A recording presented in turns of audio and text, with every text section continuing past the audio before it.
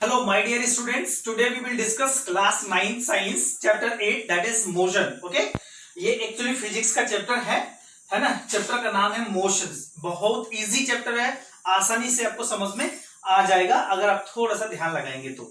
लेकिन उससे पहले एक और बात बता दूं, वीडियो को आप पूरा देखेंगे. अगर आप पूरा नहीं देखेंगे तो थोड़ा सा मुश्किल होगा, आप बाद में नहीं कहेंगे हमसे कि कुछ समझ नहीं आया. So please watch full video. Clear है? अब हम एक एक करके धीरे धीरे समझते हैं. तो जैसे हमारे चैप्टर का नाम है मोशन, तो सबसे पहले हम मोशन के बारे में डिस्कस करेंगे. फिर इस चैप्टर में जितनी भी चीजें रिलेटेड है हम उनको डिस्कस करेंगे. ठीक है ना? तो मोशन एक ऐसा चीज है, मोशन हम नॉर्मली अपनी डे टू लाइफ में एवरी डे हम इस चीज को ऑब्जर्व करते हैं. जैसे flying of aircraft, flying of birds, है ना, डिफरेंट डिफरेंट बर्ड्स फ्लाई करते हैं जो है ना.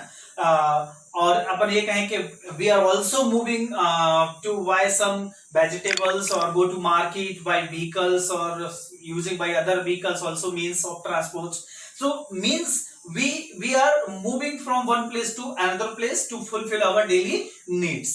तो मोशन एक ऐसी चीज है जो हम हर दिन इस चीज को करते हैं, हमने ऑब्जर्व किया है, फील किया है, लेकिन हमें एग्जैक्ट डेफिनेशन नहीं पता है मोशन की कि मोशन क्या होता है. अगर कोई ये बोलेगा कि मोशन क्या है तो आप सिंपली क्या कहेंगे हम एक जगह से दूसरी जगह जाते हैं तो उसको हम मोशन कहते हैं. नॉर्मली हम अपनी लाइफ में यही वर्ड को जो है यूटिलाइज करते हैं कि जब हम एक जगह से दूसरी जगह जा रहे हैं तो हम मोशन कर रहे हैं. But this is not exact definition. ये एग्जैक्ट डेफिनेशन नहीं है मोशन का. समझ गए?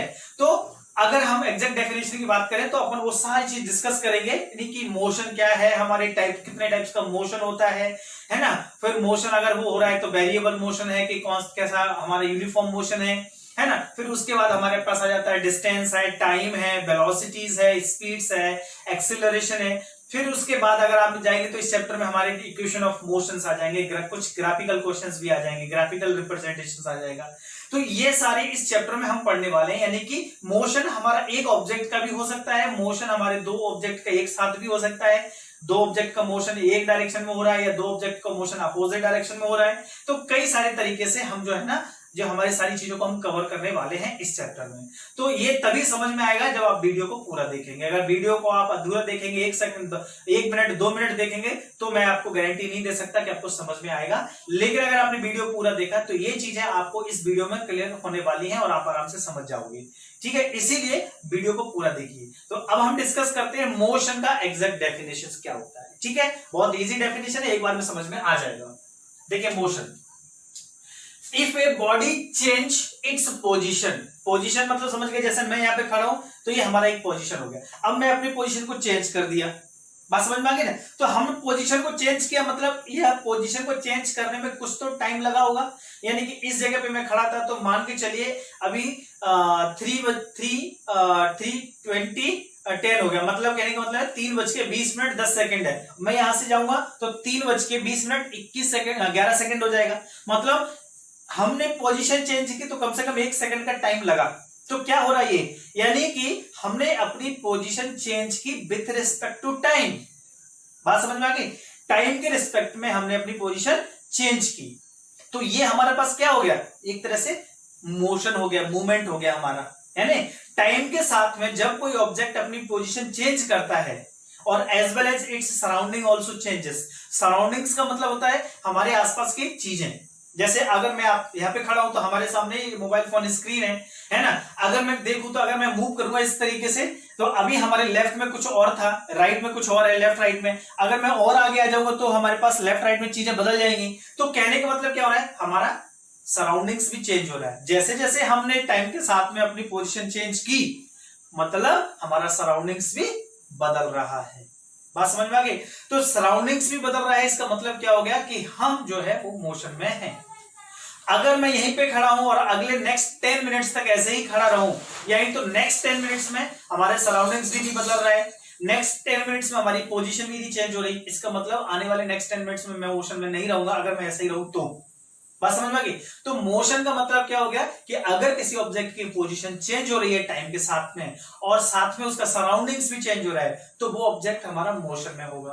और अगर ये सब कुछ नहीं हो रहा है तो ऑब्जेक्ट रेस्ट में हो जाएगा सिंपली. तो मोशन के बाद रेस्ट की बात करेंगे तो, है ना, the position of object does not change with the time. Is called rest condition, rest, position of rest. तो अब ये पर क्या कर रहे हैं, मोशंस। तो if a body changes its position with respect to time, with respect to time and its surroundings, है ना, यानी उसका सराउंडिंग्स भी चेंज हो रहा है और टाइम के साथ में उसकी पोजीशन भी चेंज हो रही है, तो ऑब्जेक्ट क्या हो जाएगा, it is said to be in motions.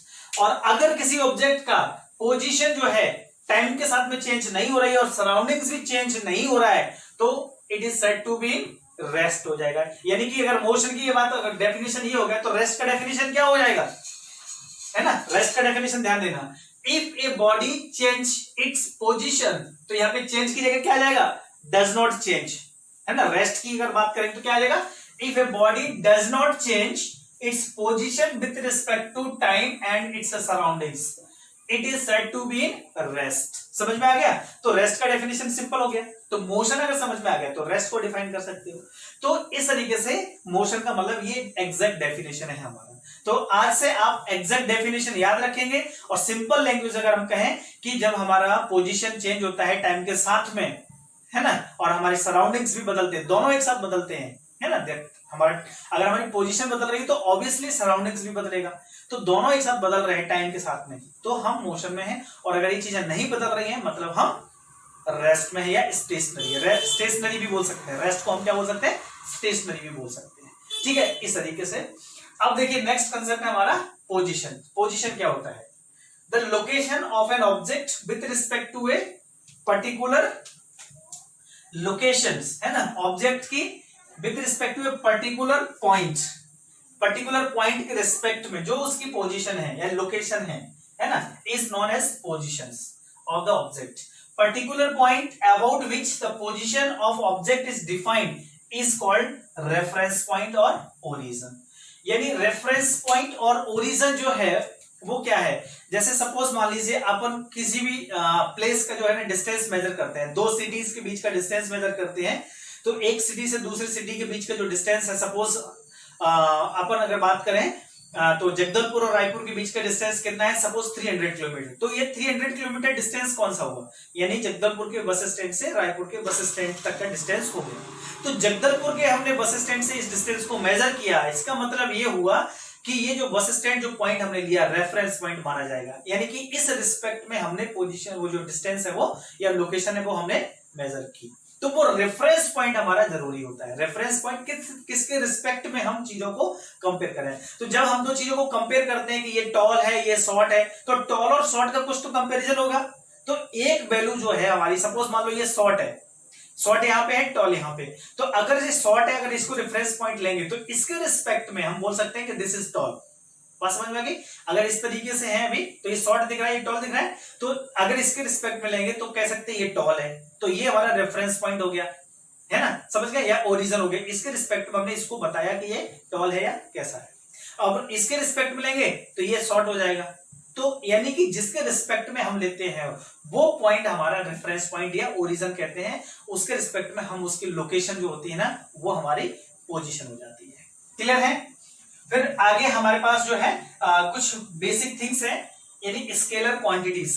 Scalar quantity क्या होती है, ऐसे फिजिकल क्वांटिटी है ना which we can associate only magnitude, है ना, ऐसे फिजिकल क्वांटिटी जिनमें केवल और केवल मैग्नीट्यूड होता है, सिर्फ मैग्नीट्यूड, उनको हम स्केलर क्वांटिटी बोलते हैं। एग्जांपल के लिए बोल सकते हैं मास है, टाइम है ना, डिस्टेंस है, और बहुत सारी जो है हमारी स्केलर क्वांटिटीज हैं। तो स्केलर क्वांटिटी का मतलब क्या होता है कि जिनमें केवल मैग्नीट्यूड हो। मैग्नीट्यूड का मतलब होता है उनकी सिर्फ न्यूमेरिक वैल्यू होती है, डायरेक्शन से कोई फर्क नहीं पड़ता। जैसे टाइम है, टाइम आप कैसे भी मेजर करो, इधर मुंह करके हम मेजर कर रहे हैं तो भी टाइम हमारा उतना ही रहेगा, ऐसे मेजर कर रहे हैं तो भी टाइम उतना ही रहेगा, ऐसे मेजर कर रहे हैं तो भी टाइम उतना ही रहेगा। टाइम का डायरेक्शन से कोई फर्क नहीं है, जितना वॉच आपका टाइम दे रही है वो उतना ही देगा। आप ऐसे करके मेजर करोगे तो भी वही टाइम होगा, ऐसे मेजर करोगे तो भी वही टाइम होगा।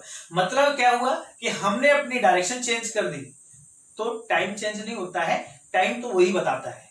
टाइम तो जो वॉच है ना वो जितना टाइम बताएगी वही बताएगी। तो इससे क्या पता चला है कि हमारा डे हो, नाइट हो, अप डाउन, कैसा भी मूवमेंट हो, टाइम हमारा फिक्स रहता है, टाइम चेंज नहीं होता है। तो इससे क्या हो जा रहा है, टाइम का जो है डायरेक्शन से कोई फर्क नहीं है ना, सिर्फ ये इसके एक मैग्नीट्यूड है। सिमिलरली मास ऑफ ऑब्जेक्ट भी हमारा ऐसा ही है, मास भी हमारा चेंज नहीं होता है डायरेक्शन से, चाहे हम कहीं पे भी जाए, किसी भी पॉइंट पे हम मेजर करेंगे, मास हमारा सेम एज इट इज रहता है। तो मास डज नॉट चेंज, ठीक है ना, प्लेस टू प्लेस। तो इस तरीके से ये हमारे ऐसे क्वांटिटीज जिनमें केवल मैग्नीट्यूड होता है, उनको हम बोलते हैं स्केलर क्वांटिटीज। नेक्स्ट वन है हमारा वेक्टर क्वांटिटीज। तो वेक्टर क्वांटिटी का मतलब क्या होगा, इनके अंदर मैग्नीट्यूड है ना, इनके अंदर मैग्नीट्यूड भी होगा और डायरेक्शन भी होगी, है ना, मैग्नीट्यूड और डायरेक्शन दोनों होंगे। ऐसे फिजिकल क्वांटिटी जिनके अंदर मैग्नीट्यूड और डायरेक्शन दोनों है, उनको हम क्या कहेंगे, वेक्टर क्वांटिटीज, है ना। तो और इसके एग्जांपल की अगर बात करें तो फोर्स है ना, वेलोसिटी है, प्रेशर है, ये सब जो है हमारे क्या हो जाते हैं, वेक्टर क्वांटिटीज हो जाते हैं ना, फोर्स है ना। तो ये सब हमारे डिस्प्लेसमेंट हो गया, वेलोसिटी हो गया, है ना, acceleration, all these things are vector quantities. इनमें मैग्नीट्यूड भी है और डायरेक्शन भी है। मैग्नीट्यूड का मतलब तो आप समझ ही गए कि उसका न्यूमेरिक वैल्यू, डायरेक्शन का मतलब आपने देखा होगा, अगर हम किसी ऑब्जेक्ट में फोर्स लगाते हैं, तो जैसे हमने पुशिंग फोर्स लगाया और सामने से अगर कोई पुलिंग भी लगा रहा है, तो हमारा जो वैल्यू है, नेट इफेक्ट है, वो कम हो जाएगा। इस तरीके से दोनों चीजों को हम ऐसे खींचते हैं ना, तो दोनों तरफ खींच जाता है। तो फोर्स में डायरेक्शन जो है ना इंपॉर्टेंट होता है, डायरेक्शन चेंज होने से उसकी वैल्यू चेंज हो जाती है ना। पॉजिटिव से नेगेटिव कंसीडर कर लेते हैं हम, यानी कि ऐसे फोर्स को पॉजिटिव ले रहे हैं तो इधर वाले फोर्स को नेगेटिव लेंगे, है ना, तभी तो उसकी वैल्यू जो ओवरकम होगी ना। और ऐसा हमारा स्केलर क्वांटिटीज में नहीं होता। 1 केजी का वेट हमने यहां रखा, 1 केजी और ला देंगे तो 2 केजी बन जाएगा, वो ओवरकम नहीं होगा। ऐसे करके 1 केजी, ऐसे करके 1 केजी लाएंगे, मतलब वो 2 केजी हो जाता है। तो वेट जो मास है हमारा वो बढ़ जाता है ना। मास हमारा क्या होता है, मतलब वो उसमें डायरेक्शन से कोई फर्क नहीं पड़ता है, लेकिन फोर्स में हमारा डायरेक्शन इंपॉर्टेंट होता है। तो ऐसे फिजिकल क्वांटिटी जिनमें मैग्नीट्यूड भी हो, साथ में डायरेक्शन भी हो, तो हम उनको बोलते हैं वेक्टर क्वांटिटीज, ठीक है। तो इस तरीके से ये छोटा सा एक हमारे फिजिकल क्वांटिटी यानी स्केलर क्वांटिटी और वेक्टर क्वांटिटी के बीच में हमारा जो एक्सप्लेनेशन है। नेक्स्ट स्लाइड में हम आगे डिस्टेंस और डिस्प्लेसमेंट के बारे में डिस्कस करेंगे। Now we discuss about distance and displacement. Okay, ये बहुत इंपॉर्टेंट है और इसमें बहुत कंफ्यूजन होता है, और ये क्वेश्चन जो है एग्जाम में अक्सर पूछ लेते हैं। अगर यानी डायरेक्ट डिस्टेंस और डिस्प्लेसमेंट नहीं पूछेंगे तो पूछ लेते हैं right 3 difference between distance and displacement, right 4 difference between, या फिर कोई एक न्यूमेरिकल क्वेश्चन दे देंगे, उसमें डिस्टेंस फाइंड आउट करने को बोलेंगे, है ना, डिस्प्लेसमेंट फाइंड आउट करने को बोलेंगे। तो इस केस में जो है ना, हमको क्या करना है, डिस्टेंस और डिस्प्लेसमेंट क्या होता है वो थोड़ा सा हम एक एक करके थोड़ा ब्रीफ एक्सप्लेनेशन इसका ले लेते हैं, ठीक है। वैसे बहुत इजी है, कई सारे लोगों को पता रहता है, लेकिन फिर भी इसमें बहुत सारे कंफ्यूज हो जाते हैं। तो इनसे हमने इस तरीके से किया है कि यहाँ पे आपको डिफरेंस भी बना सकते हो, 3 से 4 डिफरेंस भी बना सकते हो, और आप इसका डेफिनेशन अगर आएगा तो डेफिनेशन के फॉर्म में भी इस तरीके से लिख सकते हो, है ना। डिफाइन द डिस्टेंस आएगा तो आप सिंपली 2 लाइन लिख सकते हो, डिफाइन डिस्प्लेसमेंट को लिख सकते हो, और डिफरेंस अगर आते हैं तो भी इनमें ऐसे ऐसे पॉइंट है, मैं आपको बता दूंगा, वो आप जो है डिफरेंस फॉर्म में भी लिख सकते हो। तो सबसे पहले डिस्कस करते हैं distance. It is the actual length of path covered by the object. यानी कि सपोज क्या होता है कि कोई ऑब्जेक्ट अगर मान लो इस पॉइंट से, पॉइंट ए से पॉइंट बी तक अगर वो मूव कर रहा है, ठीक है ना, पॉइंट ए से पॉइंट बी तक अगर वो मूव कर रहा है, तो ये कितना पाथ लेंथ है, यानी कि ये पूरा पाथ लेंथ जितना भी होगा वो हमारा डिस्टेंस हो जाएगा। या फिर ऐसा भी हो सकता है, यानी कि हमारे पास ए जो है और बी यहाँ पे है, ठीक है ना, लेकिन ए से बी तक जो जाने का सीधा रास्ता नहीं है, तो हम इस तरीके से कुछ इस तरीके से पहुंचते हैं, है ना। This is the way to reach the point B from A. तो इसमें पाथ लेंथ हमारा जितना भी होगा, यानी कि जो पूरा पाथ लेंथ है, ये पूरा पाथ लेंथ हमारा क्या हो जाएगा, इसका डिस्टेंस हो जाएगा। जितना भी लेंथ होगी इसकी पूरी हम मेजर्ड कर लेंगे, that is called the distance, है ना। तो इस तरीके से अपन यहाँ पे ये डिस्टेंस को डिफाइन कर सकते हैं। और ठीक है, पाथ लेंथ समझ में आ गया। It is a scalar quantity. Scalar quantity आपको मैं बताया था अभी इससे पहले, स्केलर क्वांटिटी क्या होता है, इनमें सिर्फ मैग्नीट्यूड होता है, डायरेक्शन का कोई रोल नहीं होता है। तो ये एक स्केलर क्वांटिटी है, एक हमारा डिफरेंस ये भी बन जाएगा। और ये क्या है, एक तरह से क्या है, हमारा लेंथ ऑफ पाथ है covered by the object. Next क्या है, इसका एसआई यूनिट क्या है, its SI unit is metre, यानी डिस्टेंस का एसआई यूनिट क्या हो जाएगा, metre. It can not be negative, ये इंपॉर्टेंट पॉइंट है, ध्यान रखना इस बात को। यानी कि अगर ऑब्जेक्ट एक पॉइंट से दूसरे पॉइंट तक अगर मूव किया है, यानी कि थोड़ा भी मूव किया है तो उसका डिस्टेंस हमेशा पॉजिटिव होगा, ना तो जीरो होगा और ना ही नेगेटिव होगा, यानी कि डिस्टेंस ऑलवेज पॉजिटिव। समझ में आ गया? डिस्टेंस का वैल्यू हमेशा पॉजिटिव होगा, एक चीज ध्यान रखना, यानी कि can not be negative, it is always positive. और एक चीज, डिस्टेंस जो है ये नेचर ऑफ पाथ पे डिपेंड करता है, यानी कि यहां पे क्या कह सकते हैं कि it depend on the nature of path. Nature of path का मतलब यह है कि अगर दो पॉइंट के बीच में अगर सीधा पाथ है तो डिस्टेंस कम हो जाएगी, और अगर दो पॉइंट के बीच में सीधा पाथ नहीं है, थोड़ा सा जिगजैग है, तो डिस्टेंस बढ़ जाएगी। यानी कि दोनों पॉइंट के बीच में पाथ कैसा है, सीधा स्ट्रेट है या थोड़ा सा टर्न दे के है, जिगजैग है, तो वो दोनों इस तरीके से क्या हो जाएंगे, ये मतलब हमारे पाथ के जो है ना नेचर पे डिपेंड करता है। तो ये हमारा हो गया डिस्टेंस। अब हम डिस्प्लेसमेंट के बारे में डिस्कस करते हैं। तो it is the shortest path between final and initial points. यानी फाइनल एंड इनिशियल पॉइंट की बात करें तो जैसे ए और बी, ए हमारा क्या है, इनिशियल पॉइंट है, यहां से हमने शुरुआत की है, जो हम उसको इनिशियल पॉइंट बोलते हैं, और जहां पे हमें पहुंचना है या जहां पहुंच गए हैं वो हमारा फाइनल पॉइंट हो जाता है एंड डेस्टिनेशन हो जाता है ना। इसको ए को हम इनिशियल पॉइंट या सोर्स भी बोल सकते हैं, बी को फाइनल पॉइंट या डेस्टिनेशन भी बोल सकते हैं, ठीक है। तो इस तरीके से तो ये क्या है, शॉर्टेस्ट पाथ है। शॉर्टेस्ट पाथ का मतलब है कि उन दोनों पॉइंट के बीच में जो सबसे शॉर्ट रूट होगा वो हमारा डिस्प्लेसमेंट होगा। यानी कि ए से बी तक पहुंचने में एक रास्ता ये है और एक रास्ता हमारा ये है, और एक रास्ता मान लो कुछ ऐसा भी हो सकता है। मान लो ए से बी तक पहुंचने के लिए 3 रास्ते हैं, तो तीनों रास्ते में देखेंगे तो इसमें ये जो है ना लेंथ इतना हो जाएगा, इसमें लेंथ ये हो जाएगा और ये लेंथ ये हो जाएगा। तो अगर हम बताए है ना 1, 2 और 3, तो कौन सा जो रास्ता है, कौन सा जो पाथ है जिसमें सबसे शॉर्ट होगा, ऑब्वियसली आप देखने से पता चल रहा है कि path 2 is the shortest route between A and B.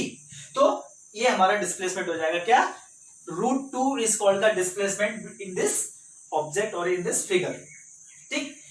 And it is a vector quantity. ये हमें आपको बताए थे वेक्टर क्वांटिटी क्या होते हैं, जिनके अंदर मैग्नीट्यूड और डायरेक्शन दोनों होते हैं, यानी कि डायरेक्शन चेंज होने से इनकी वैल्यू चेंज हो जाती है। Its SI unit is metre, यानी दोनों का एसआई यूनिट मीटर है, डिस्टेंस का भी एसआई यूनिट मीटर है और डिस्प्लेसमेंट का भी एसआई यूनिट मीटर है। It can be positive, negative और जीरो।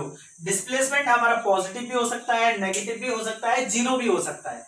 अब ये सब चीजें हम डिस्कस करेंगे। डिस्टेंस कभी भी नेगेटिव और जीरो नहीं होगी, डिस्टेंस कभी भी नेगेटिव और जीरो नहीं होती, वो हमेशा पॉजिटिव रहती है। लेकिन डिस्प्लेसमेंट पॉजिटिव भी हो सकता है, नेगेटिव भी हो सकता है और जीरो भी हो सकता है। तो इन चीजों को अब हम जो है डिस्कस कर लेते हैं। ध्यान दीजिए, देखिए अब ये एक ऑब्जेक्ट में कंसीडर किया हूं, इस तरीके से एक ऑब्जेक्ट है, ये एक हमारा स्क्वायर या रेक्टेंगल पाथ है, ठीक है। अगर हमने ए पॉइंट से स्टार्ट किया मूव करना, ए से बी तक गए, इस तरीके से हमने मूव किया और यहां पे आ गए, तो इस केस में जो डिस्टेंस है, डिस्टेंस क्या होगी, अगर हम बात करें डिस्टेंस की, तो डिस्टेंस क्या होगी, यहां से ए से बी, बी से सी, सी से डी, तो डिस्टेंस क्या हो जाएगी, A to B plus B to C plus C to D plus D to A. यानी कि अगर ऑब्जेक्ट ए से स्टार्ट किया, बी सी डी वापस ए पर आ गया, तो जो है उसकी डिस्टेंस ये हो जाएगी। लेकिन अगर यहां पे अगर डिस्प्लेसमेंट की बात करें इस ऑब्जेक्ट में डायग्राम में, तो डिस्प्लेसमेंट जो है हमारा, डिस्प्लेसमेंट क्या होता है, शॉर्टेस्ट पाथ या फिर ये कहें difference between final and initial position. अगर किसी ऑब्जेक्ट के फाइनल और इनिशियल पोजीशन सेम है, यानी डिफरेंट है ही नहीं, तो उन दोनों के बीच का डिस्टेंस क्या होगा, कुछ भी नहीं। यानी अगर हम बात करें कि ए से हमने स्टार्ट किया, ए से हमने शुरुआत की, तो ए हो गया इनिशियल पॉइंट और बी सी डी वापस ए पर ही आ गए, तो डेस्टिनेशन भी क्या हो गया, ए ही हो गया। यानी कि सोर्स और डेस्टिनेशन दोनों तो सेम हो गए, तो जब सोर्स और डेस्टिनेशन सेम है तो दोनों के बीच में कोई डिफरेंस ही नहीं है, और डिफरेंस ही नहीं है तो डिस्प्लेसमेंट क्या हो जाएगा इस केस में, zero. There is no difference between initial and final point. तो ऐसा सिचुएशंस, ऐसा ट्रैक जहां पर इनिशियल और फाइनल पॉइंट के बीच में कोई डिफरेंस ही नहीं है, सेम है, तो उस डिस्प्लेसमेंट हमारा जीरो हो जाएगा। लेकिन डिस्टेंस हमारी जीरो नहीं होगी, डिस्टेंस कुछ ना कुछ तो होगी हमारी, जो भी लेंथ होगा उसका वो हमारी डिस्टेंस को बचाएगा। तो ऐसा पाथ, या फिर ये कहें कि जब हम घर से स्कूल जाते हैं और वापस स्कूल से घर आ जाते हैं, तो स्कूल खत्म होने के बाद वापस घर आ गए, यानी शुरू में हम घर में थे और फाइनली घर में ही है, तो हमारा डिस्प्लेसमेंट क्या हो गया, जीरो हो गया। लेकिन डिस्टेंस हमारी कितनी हो जाएगी, है ना, होम टू स्कूल का distance plus school to home का डिस्टेंस ऐड कर देंगे ना, तो वो हमारी क्या हो जाएगी, डिस्टेंस हो जाएगी। तो इस तरीके से डिस्टेंस और डिस्प्लेसमेंट हम आसानी से समझ सकते हैं। तो यहाँ पे ये हमारा एक रेक्टेंगल पाथ हमने ले लिया था, ये हमारा ट्राइंगल पाथ हो सकता है, स्क्वायर पाथ भी हो सकता है, सर्कुलर पाथ भी हो सकता है, कैसा भी पाथ हो सकता है। तो आप उसके अकॉर्डिंग जो है ना अपनी डिस्टेंस और डिस्प्लेसमेंट फाइंड आउट करेंगे, और आप अगर थोड़ा प्रैक्टिस करेंगे तो आसानी से समझ में आ जाएगा। ठीक है, here we discuss uniform and non uniform motion. तो यूनिफॉर्म वर्ड का मतलब समझ में आ रहा है, एकदम समझ में आ जाता है, क्लियर, एक जैसा, एक समान। नॉन यूनिफॉर्म का मतलब एक जैसा नहीं, सिंपल सी बात है। तो पहले हम इनका डेफिनेशन समझेंगे, फिर हम आगे बढ़ेंगे। तो यूनिफॉर्म मोशंस यानी कि हम अगर शुरुआत करें तो नॉर्मली हम जब जाते हैं किसी चीज से, साइकिल से या बाइक से, कहीं पे भी जाते हैं, मार्केट जाते हैं या कहीं पे भी, स्कूल कॉलेज ऑफिस कहीं जाते हैं, तो अक्सर हमारा मोशन है ना वो यूनिफॉर्म नहीं रहता है, वो कम ज्यादा होता है। यानी कि जहां हमें रोड खाली मिलता है तो हम थोड़ा स्पीड बढ़ा देते हैं, जहां क्राउडेड एरिया मिलता है तो वहां स्पीड कम कर देते हैं। तो क्या हो गया, वो कभी स्पीड ज्यादा है, कभी स्पीड कम है, लेकिन टाइम तो अपने हिसाब से ही चलता है ना, टाइम का तो स्पीड कम ज्यादा नहीं होता ना, टाइम एक कांस्टेंट स्पीड से बराबर चलता रहता है। लेकिन हमारी स्पीड कम ज्यादा रहती है। हो सकता है कि शुरू के फर्स्ट 10 मिनट्स में हमने 1 किलोमीटर का डिस्टेंस कवर कर दिया हो, लेकिन अगले 10 मिनट्स में हम 500 मीटर ही डिस्टेंस कवर कर पाए। ये भी तो होता है, क्राउडेड एरिया आ जा सकता है, दूसरा टाइप का एरिया, रोड सही नहीं हो सकता है, तो कुछ भी रीजन हो सकते हैं। तो नेक्स्ट 10 मिनट्स में आपने 500 ही ट्रेवल किया और पहले 10 मिनट में आपने 1 किलोमीटर, तो डिफरेंस आ गया। यानी कि 10-10 मिनट का टाइम इंटरवल लिया, लेकिन आपका जो डिस्टेंस कवर्ड थी वो अलग अलग हो गया। तो ऐसे सिचुएशन में ऐसा जो मोशन होता है उसको हम नॉन यूनिफॉर्म मोशन बोलते हैं। और यूनिफॉर्म का मतलब है आपका, यानी कि एवरी 10 मिनट्स का जो टाइम पीरियड है उसमें इक्वल डिस्टेंस ट्रेवल करना है, यानी कि हर इक्वल इंटरवल में इक्वल डिस्टेंस कवर करेगा ऑब्जेक्ट, तो वो यूनिफॉर्म मोशन आएगा। यानी कि 10 मिनट, फर्स्ट 10 मिनट्स में उसने किया 2 किलोमीटर, तो नेक्स्ट 10 मिनट्स में भी 2 किलोमीटर, नेक्स्ट 10 मिनट में भी 2 किलोमीटर, तो हर 10 मिनट्स के टाइम में वो 2 किलोमीटर डिस्टेंस कवर कर रहा है, तो वो क्या हो जाएगा, हमारा यूनिफॉर्म मोशन हो जाएगा। तो देखिए यहाँ पे ये body travels equal distance, travels यानी कवर कर रहा है equal distance in equal interval of time, clear है, यानी कि इक्वल डिस्टेंस कवर करेगा इक्वल इंटरवल ऑफ टाइम में, यानी कि टाइम हमारा बराबर बराबर ही इंटरवल लेंगे, उसमें बराबर डिस्टेंस कवर करेगा, तो वो हो जाएगा uniform. Then the motion of body is called uniform motion, otherwise it will be non uniform motions. अगर ऐसा नहीं होगा, यानी कि इक्वल डिस्टेंस कवर नहीं करेगा इक्वल इंटरवल में, तो हमारा नॉन यूनिफॉर्म मोशन हो जाएगा, है ना। तो बहुत आसान है, आसानी से समझ में आ जाएगा, कोई दिक्कत नहीं, बहुत इजी है। इसके बाद हम डिस्कस कर रहे हैं स्पीड। स्पीड क्या होता है, डेफिनेशन बहुत इजी है, it is defined as the distance travelled by the distance by it. It का मतलब है ऑब्जेक्ट, इट का मतलब क्या हो जाएगा, ऑब्जेक्ट, है ना, पर यूनिट टाइम, यानी कि एक यूनिट टाइम में कितना डिस्टेंस ट्रेवल कर रहा है वो उसकी स्पीड हो जाती है। स्पीड का फॉर्मूला बात करें तो speed is equal to distance upon time. Speed को हम जो है ना v से रिप्रेजेंट कर रहे हैं, डिस्टेंस को s से रिप्रेजेंट कर रहे हैं, टाइम को हम जो है t से रिप्रेजेंट कर रहे हैं, ठीक। तो इसमें हमारे पास ये एक स्केलर क्वांटिटी है, हमारा स्पीड जो है वो एक स्केलर क्वांटिटी है, और हमारा ऐसा यूनिट हो जाएगा मीटर पर सेकेंड, क्योंकि देखो s क्या है, डिस्टेंस, डिस्टेंस का ऐसा यूनिट होता है मीटर, टाइम का ऐसा यूनिट होता है सेकेंड, तो क्या होगा m पर s यानी मीटर पर सेकेंड हो गया ना। तो हम जो है ना इसका एब्रिविएशन यूज करते हैं m पर s, m for metre, s for second. हम फुल फॉर्म नहीं लिखते, जरूरत नहीं है हमको, तो इसलिए हम m/s लिख देते हैं, है ना। तो हमेशा ध्यान रखना इसको। तो ऐसा unit of distance sorry speed is metre per second. ये एक स्केलर क्वांटिटी है, इसका फॉर्मूला हमारे पास मिल गया, तो हम चाहें तो किसी भी ऑब्जेक्ट की जो है ना स्पीड निकाल सकते हैं। लेकिन इसके बाद इससे इंपॉर्टेंट है कि टाइप्स ऑफ स्पीड, यानी कि इसके टाइप्स क्या है ना, टाइप्स ऑफ स्पीड्स। तो यूनिफॉर्म स्पीड पहला है हमारा, यूनिफॉर्म स्पीड। यूनिफॉर्म स्पीड समझ में आ गया होगा कि अगर ऑब्जेक्ट इक्वल इंटरवल में इक्वल डिस्टेंस कवर करेगा तो वो यूनिफॉर्म स्पीड में आ जाएगा, है ना। When the object covers equal distance in equal interval of time, then speed is called uniform speed. समझ में आ गया? वो सिंपल है, यूनिफॉर्म कोई दिक्कत ही नहीं है। नॉन यूनिफॉर्म का भी वही है, when the object travel unequal distance in equal interval of time is called non uniform speed. यानी कि when the object travels unequal distance equal नहीं हो सकता, है ना, इन इक्वल इंटरवल ऑफ टाइम हमारा वही 10-10 मिनट या 10-10 1-1 मिनट कुछ भी ले लो, तो यहाँ पे नॉन यूनिफॉर्म हमारा आ जाएगा। कब? जब अलग अलग डिस्टेंस कवर करेगा इक्वल टाइम में। ठीक, नेक्स्ट है एवरेज स्पीड, है ना, क्योंकि इन सब के बारे में ज्यादा कुछ आता नहीं है, लेकिन आपको एवरेज स्पीड जो है ना ये अच्छे से समझना पड़ेगा। एवरेज स्पीड आपको बहुत अच्छे से समझना पड़ेगा, इसके बेसिस पे न्यूमेरिकल क्वेश्चन भी आते हैं। एवरेज स्पीड को आपको अच्छे से समझना है, इसके न्यूमेरिकल क्वेश्चन आते हैं, हमें ध्यान से देखना है। तो एवरेज स्पीड का सिंपल सा फॉर्मूला है, एवरेज हम कब निकालेंगे? आप एक चीज पहले ध्यान दे लो, एवरेज हम यूनिफॉर्म और नॉन यूनिफॉर्म किस केस में निकालेंगे? अगर ऑब्जेक्ट यूनिफॉर्म स्पीड से जा रहा है या नॉन यूनिफॉर्म स्पीड से जा रहा है, तो एवरेज हमें किस कंडीशन में निकालने की जरूरत पड़ेगी? अगर वो यूनिफॉर्म में जा रहा है तो एवरेज उसकी जरूरत पड़ेगी नहीं, क्योंकि स्पीड तो कम ज्यादा हो ही नहीं रही। हम एवरेज कहाँ निकालते हैं? जहां पे दो चीजें कम ज्यादा है तो हम बोलते हैं एवरेज वैल्यू क्या है। जैसे दो लोग हैं, एक का सैलरी है 10,000 और एक का सैलरी है 15,000, तो what are the average salary of these two people? Average का मतलब दोनों की सैलरी जोड़ो प्लस डिवाइडेड बाई 2 कर दो। तो एवरेज कब निकालते हैं? जब दो चीजें डिफरेंट है। अगर मैंने माना कि एक का सैलरी 10,000 है, दूसरे के भी 10 है, तो एवरेज क्या निकलेगा? एवरेज भी 10 ही निकलेगा। तो जब सेम चीजें हैं तो वहां एवरेज निकालने की जरूरत नहीं है। तो यूनिफॉर्म स्पीड में हमें एवरेज नहीं निकालना है। हम एवरेज कब निकालते हैं? नॉन यूनिफॉर्म स्पीड्स के लिए निकालते हैं। यानी कि पहले 1 घंटे में वो हो सकता है 10 किलोमीटर ट्रेवल करे, अगले 1 घंटे में हो सकता है वो 5 किलोमीटर ही ट्रेवल कर पाएगा, या अगले हो सकता है 30 मिनट्स में वो 20 किलोमीटर डिस्टेंस, कुछ भी पॉसिबल है। तो ऐसी सिचुएशन में वो नॉन यूनिफॉर्म हो गया, वहां पे हमें एवरेज बताना पड़ेगा कि what are the average speed of the object, है ना। जैसे हम सपोज मान लो एक सिटी से दूसरी सिटी जा रहे हैं, तो स्पीड तो हमारी एक जैसी रहती नहीं है ना। तो कभी हम गए 5 घंटा लगा, कभी हम गए तो 6 घंटा लगा, बाद में ऐसे करके फ्लक्चुएट करते हैं, तो अपन एक एवरेज ले लेते हैं 5 से 6 घंटा लगता है। तो अपन जनरली नॉर्मल है, अपन बात भी करते हैं किसी भी चीज का, तो एवरेज ऐसा है वैसा है। तो ये एवरेज का मतलब हम जब निकालते हैं जब हमारा नॉन यूनिफॉर्म स्पीड होगा। एवरेज का क्या हो जाएगा? डेफिनेशन क्या हो जाएगा?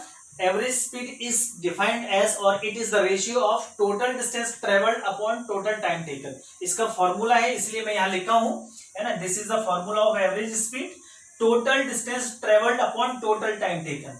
यानी कि अभी हमने आपको एक एग्जांपल बताया था ना कि वो पार्ट में डिस्टेंस ट्रेवल कर रहा है, पहले 5 किलोमीटर, फिर 10 किलोमीटर, फिर 20 किलोमीटर, तो टोटल डिस्टेंस 5 + 10 + 20 हो जाएगा। पहले फर्स्ट आवर फिर 30 मिनट्स, तो first hour 30 minute, total time जोड़ लेंगे।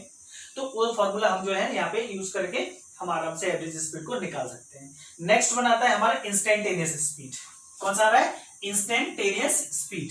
इंस्टेंटेनियस स्पीड हमारा क्या होता है? ये भी एक इंपॉर्टेंट है, लेकिन इसके ऊपर कोई न्यूमेरिकल क्वेश्चन नहीं आते हैं, इसके थ्योरेटिकल क्वेश्चन है। न्यूमेरिकल क्वेश्चन केवल एवरेज स्पीड के ऊपर ही आएगा, ठीक है। तो इंस्टेंटेनियस स्पीड क्या होता है? इंस्टेंटेनियस का मतलब होता है किसी भी ऑब्जेक्ट का स्पीड किसी पर्टिकुलर टाइम पर, यानी कि the speed of an object at a particular instant of time. एक पर्टिकुलर इंस्टेंट ऑफ टाइम पर उसका स्पीड क्या है, उसको इंस्टेंटेनियस बोलते हैं। तो इसके लिए बेस्ट एग्जांपल है हमारी गाड़ी में जो हमारा स्पीडोमीटर लगा रहता है, जो स्पीडोमीटर हमारी स्पीड बताता है, तो वो एक्चुअली इंस्टेंटेनियस वैल्यूज को बताता है। यानी कि उस पर्टिकुलर टाइम पर उसकी व्हीकल की स्पीड क्या है, वो स्पीड कम ज्यादा होती रहती है, तो वो टाइम के हिसाब से। तो that speedometer gives us the instantaneous value of the speed.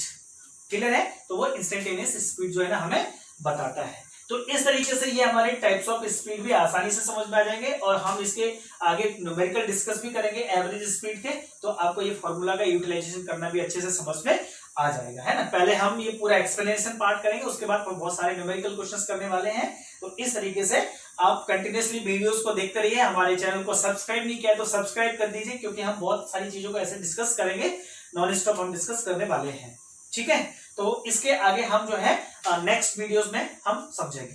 Students, speed is already discussed, है ना। Now we discuss velocity, okay, because we know that na speed is the distance upon time, okay, distance covered by the object upon total time taken of the object, that is the speed.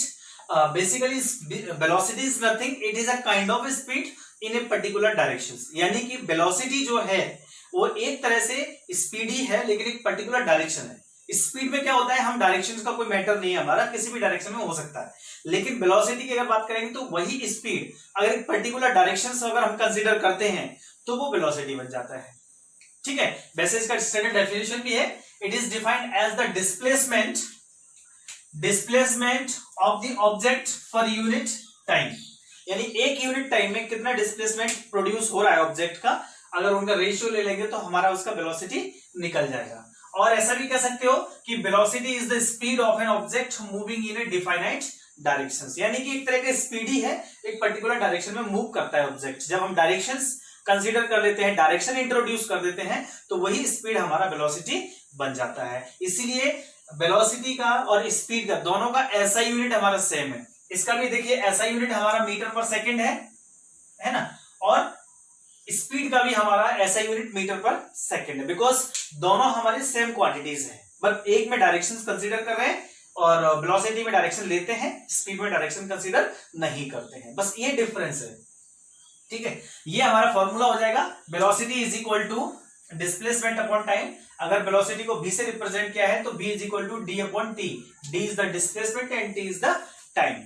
सब कुछ ऐसा unit होगा, यानी displacement में ऐसा unit होगा metre, और time ऐसा यूनिट होगा यानी सेकंड। तो ये मीटर पर सेकंड हमारा बन गया। तो कभी भी अगर आपको ऐसा यूनिट बनाना है तो ऐसा यूनिट बनाना किसी भी चीज का बहुत आसान है। हमारे पास जो बेसिक चीजें हैं उनका ऐसा यूनिट पता होना चाहिए, लेंथ का, मास का, टाइम का, इनका अगर आपको पता है तो फिर आप किसी भी वैल्यू का ऐसा यूनिट आराम से बना सकते हैं।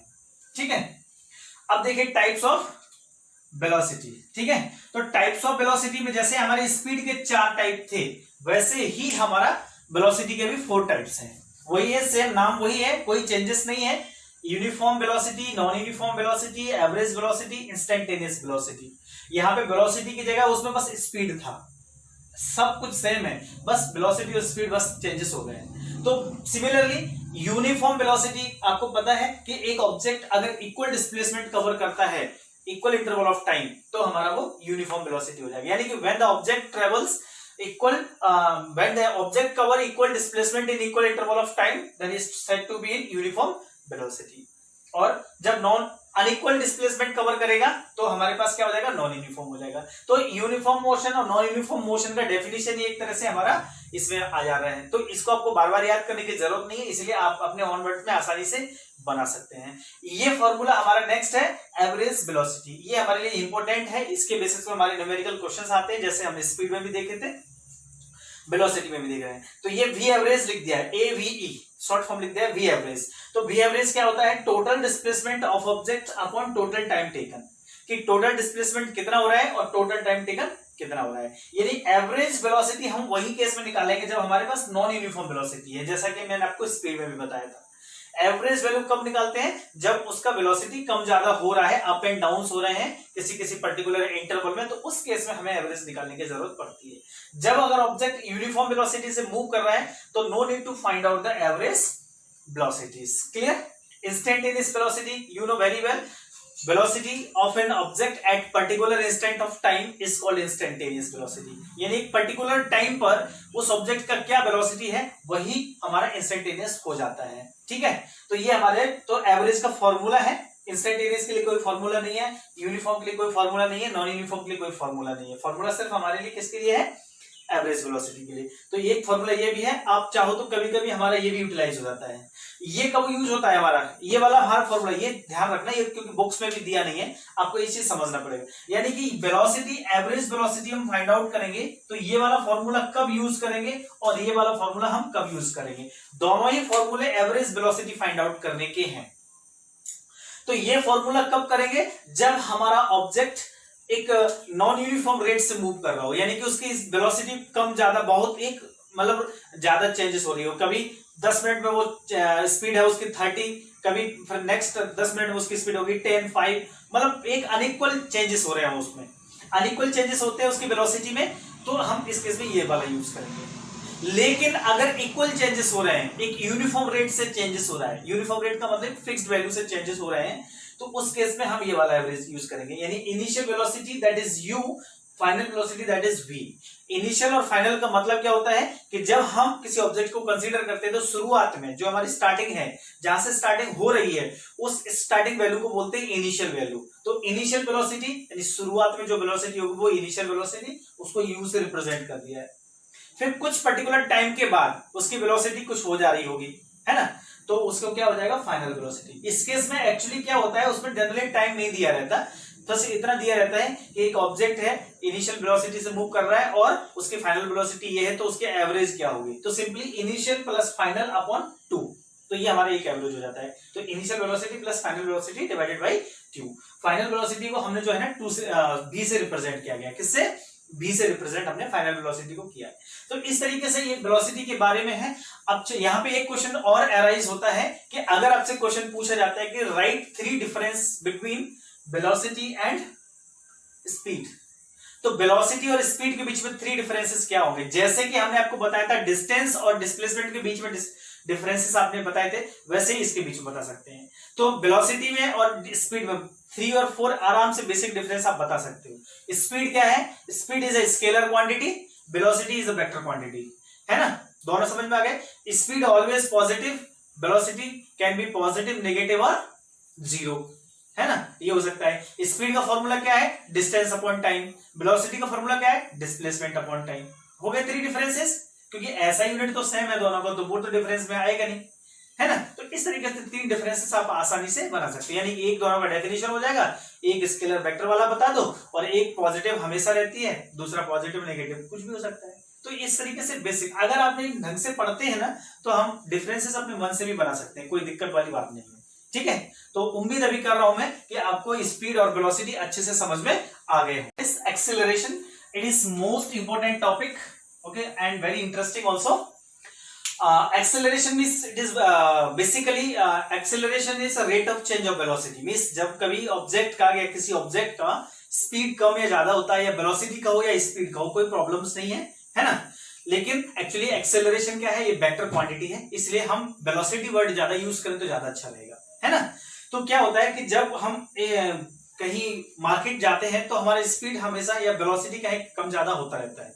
तो जब वेलोसिटी कम ज्यादा होता रहता है ना, तो उस केस में क्या होता है, हमारा एक तरह से वेलोसिटी चेंज हो रहा है। तो वेलोसिटी चेंज हो रहा है तो उसकी कुछ रेट होती है, यानी कि किस पर्टिकुलर रेट से वेलोसिटी चेंज हो रहा है, यानी हर सेकेंड कितना वेलोसिटी चेंज हो रहा है, that is called the rate of change of velocity. तो जो जिस रेट से चेंज होती है ना वेलोसिटी, उसी रेट को हम बोलते हैं एक्सेलरेशन, है ना। सो वेरी इजी डेफिनेशन आ रही है, the rate of change of velocity with respect to time, है ना। टाइम के रिस्पेक्ट में जो चेंजेस हो रहे हैं वेलोसिटी में, उसी को हम एक्सेलरेशन बोलते हैं, नहीं rate of change of velocity with respect to time, clear. It is denoted by A. Acceleration को हम जनरली कैपिटल स्मॉल ए से डिनोट करते हैं हमेशा, हर जगह पे, ठीक। तो acceleration is equal to change in velocity upon time interval.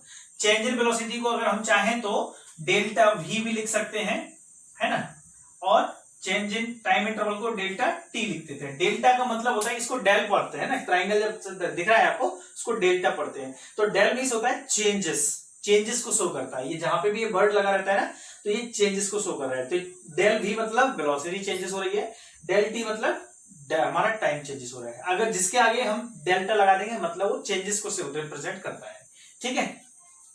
तो ये हमारे एक फॉर्मूला हो जाएगा change in velocity. Change in velocity generally क्या होता है, हमारा चेंज इन वेलोसिटी का मतलब होता है final velocity minus initial velocity. ये चेंज इन होता है हमारा, हमेशा चेंजेस जब भी निकालते हैं ना, तो final value minus initial value होता है। ये हमारा एक जनरल फॉर्मूला है। किसी भी चीज में चेंजेस आपको निकालने हैं तो final value minus initial value. तो यहाँ पे हमें किसका चेंजेस निकालना है, वेलोसिटी का। तो final velocity minus initial velocity. Final velocity को v से रिप्रेजेंट कर रहे हैं, इनिशियल वेलोसिटी को u से रिप्रेजेंट कर रहे हैं अपॉन टाइम इंटरवल यानी t। तो हमारे पास a is equal to v minus U upon T, हमारा ये फॉर्मूला बन जाएगा हमारा इस तरीके से, ठीक है। और इसका ऐसा यूनिट क्या हो जाएगा हमारा, मीटर पर सेकेंड स्क्वायर। यहाँ पे कंफ्यूज होते हैं स्टूडेंट्स, यूनिट्स गलत लिख देते हैं। एक्सेलरेशन का यूनिट कुछ भी लिख देते हैं, जैसे वेलोसिटी का है वही एक्सेलरेशन है, ऐसा नहीं है। इसका यूनिट है मीटर पर सेकेंड स्क्वायर। सो इसको अच्छे से ध्यान में रखना है आपको कि इसका ऐसा यूनिट हमारा मीटर पर सेकेंड है। और ये एक हमारा वेक्टर क्वांटिटी है, इसको भी आप मेंशन कर लीजिए, ये वेक्टर क्वांटिटी है ना। Acceleration is a vector quantity, ठीक है, इसको ध्यान रखना है। और यहाँ पे ठीक देखिए थोड़ा सा डिफरेंट थिंग्स है। हमारा वेलोसिटी, अगर किसी ऑब्जेक्ट का वेलोसिटी इंक्रीज हो रहा है, देखिए क्योंकि वेलोसिटी हमारा इंक्रीज भी हो सकता है और डिक्रीज भी हो सकता है ना। वेलोसिटी में चेंजेस हमारे कैसे भी हो सकते हैं, यानी कि जब हम रेस्ट से मोशन में जब जाते हैं तो हमारा जो चेंजेस होता है वो वेलोसिटी बढ़ती है। पहले वेलोसिटी 0 होती है, फिर धीरे धीरे धीरे बढ़ती जाती है। तो रेस्ट टू मोशन में हमारी वेलोसिटी इंक्रीज होती है, और जब हम मोशन से रेस्ट में आते हैं तो हमारी वेलोसिटी डिक्रीज होती है। तो दोनों केसेस में हमारे पास चेंजेस होते हैं। तो दोनों केसेस में चेंजेस होते हैं, तो दोनों केस में एक्सेलरेशन होगा क्या, ये कॉमन क्वेश्चन होता है। तो ऑफ कोर्स दोनों केसेस में चेंजेस हो रहे हैं, तो दोनों केस में एक्सेलरेशन होगा। Acceleration means change in the velocity, चाहे हमारा हाई वैल्यू से लो वैल्यू हो रहा हो या लो वैल्यू से high value, there is no problem if change is there means acceleration is there. ठीक, तो यहां पे चीज ध्यान देना कि वेलोसिटी इंक्रीज हो रहा है, मतलब रेस्ट टू मोशन में जा रहे हैं, रेस्ट से मोशन में, तो वेलोसिटी इंक्रीज होगा। तो उस समय हमारा जो ए का वैल्यू है वो हम पॉजिटिव लेते हैं, उसको पॉजिटिव एक्सेलरेशन बोलते हैं, है ना। जब हमारा वेलोसिटी इंक्रीज होता है तो हम उसको पॉजिटिव एक्सेलरेशन बोलते हैं। लेकिन जब हमारा वेलोसिटी डिक्रीज होता है, डिक्रीज का मतलब हम ऑलरेडी मोशन में थे, हमने ब्रेक्स लगाया और हम धीरे धीरे रुक गए, तो हमारा वेलोसिटी डिक्रीज हो गया। तो वेलोसिटी डिक्रीज हो रहा है मतलब ये हमारा जो एक्सेलरेशन है वो हम नेगेटिव लेंगे, है ना, इसको हम नेगेटिव एक्सेलरेशन कहेंगे। और नेगेटिव एक्सेलरेशन को हम रिटार्डेशन भी बोल देते हैं। क्या बोल देते हैं? रिटार्डेशन, है ना। ये एक वर्ड है, कभी कभी एक्चुअली न्यूमेरिकल्स में आ जाता है कि find out the retardation of the object. एक बस जो है एक पर्टिकुलर स्पीड से जा रही है, 10 सेकंड के अंदर वो स्पीड रुक जा रही है, तो what will be the retardation of the object. तो रिटार्डेशन का मतलब ही है नेगेटिव एक्सेलरेशन, सिंपली एक्सेलरेशन ही है, लेकिन नेगेटिव एक्सेलरेशन को रिटार्डेशन हम बोल दे रहे हैं। तो इस तरीके से ये हमारे जस्ट जो है ना पॉजिटिव एक्सेलरेशन है कि नेगेटिव एक्सेलरेशन है, आप समझ सकते हैं। एक और छोटा सा टॉपिक है अबाउट एक्सेलरेशंस, ये है टाइप्स ऑफ एक्सेलरेशन। तो ये हमारा जनरली दो टाइप का है, यूनिफॉर्म एक्सेलरेशन और non uniform acceleration. Uniform acceleration का मतलब होता है कि उसकी जो वेलोसिटी है वो एक पर्टिकुलर स्पीड से चेंज हो रही है, मतलब हर सेकंड में उसकी वेलोसिटी एक पर्टिकुलर वैल्यू से चेंज हो रही है, समझ गए। जैसे अगर हम इसके एग्जांपल की बात करें तो जब फ्री फॉल मोशन होता है, फ्री फॉल मोशन का मतलब होता है जब कोई ऑब्जेक्ट ऊपर से गिरता है, इस तरीके से ऊपर से गिरता है, तो हर सेकंड इसकी वेलोसिटी एक पर्टिकुलर कांस्टेंट वैल्यू से चेंज होती है। यानी एक्सेलरेशन ड्यू टू ग्रेविटी होता है ये, तो एक पर्टिकुलर वैल्यू से चेंज होती है, तो हम उसको क्या बोल सकते हैं? यूनिफॉर्म एक्सेलरेशन बोल सकते हैं, है ना। ये हमारे फ्री फॉल मोशन आ जाएगा, जब कोई ऑब्जेक्ट ऊपर से नीचे की ओर गिरता है तो ये हमारा यूनिफॉर्म एक्सेलरेशन हो जाता है।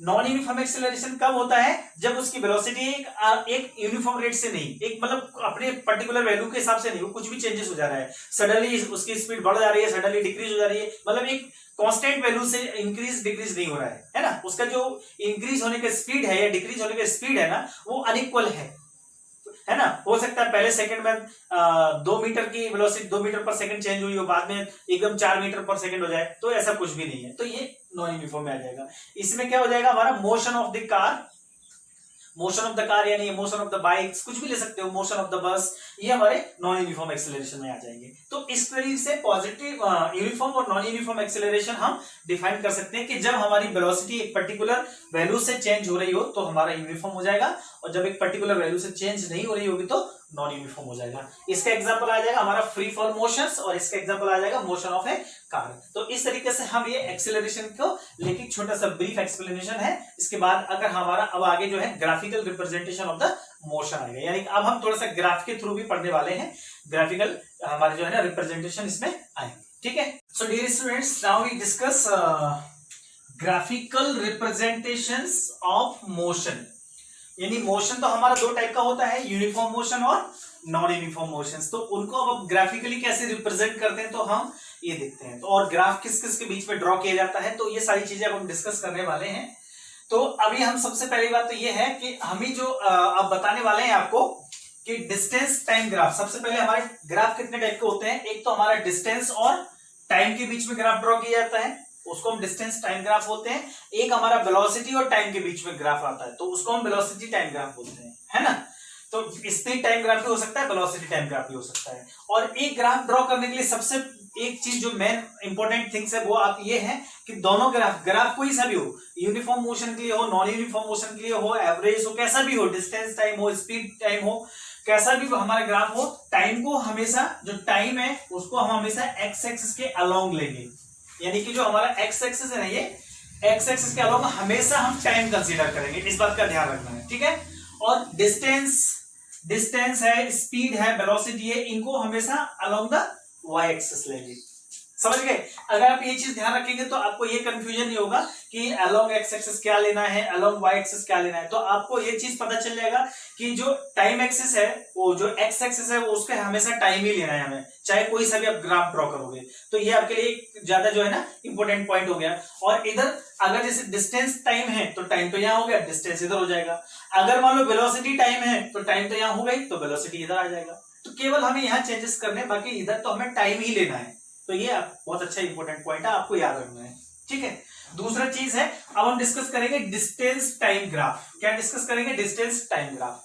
डिस्टेंस टाइम ग्राफ में जो स्लोप होता है, हम आगे बताएंगे स्लोप क्या होता है। फिलहाल आप ये समझ लो कि जो स्लोप होता है ना, स्लोप ऑफ द ग्राफ, कौन सा? डिस्टेंस टाइम ग्राफ में जो स्लोप होता है वो स्पीड ऑफ ऑब्जेक्ट को बताता है। यानी कि डिस्टेंस टाइम ग्राफ का जो स्लोप है वो स्पीड ऑफ ऑब्जेक्ट को इंडिकेट करता है। तो ये ऑब्जेक्टिव टाइप के क्वेश्चन में भी आ सकता है आपका एग्जाम में कि slope of distance time graph represent the following things. Option दिए होंगे आपके पास, वेलोसिटी, एक्सेलरेशन, स्पीड, व्हाटएवर, है ना। तो इस तरीके से आपको क्या बताना है? स्पीड और या वेलोसिटी। डिस्टेंस टाइम है तो हमारा क्या हो जाएगा? स्पीड। और अगर डिस्प्लेसमेंट और टाइम है तो हमारे पास वेलोसिटी हो जाएगा। सिंपल सी बात है। तो slope of the graph represent the speed of the object, ठीक है। अब स्लोप क्या होता है वो भी अपन आगे डिस्कस करेंगे, ठीक है ना, इस ऑब्जेक्ट। तो ये जो हमारे पास डिस्टेंस टाइम ग्राफ है वो दो टाइप का होगा। एक होगा यूनिफॉर्म मोशन के लिए हमारा, है ना, एक है हमारे पास uniform motion.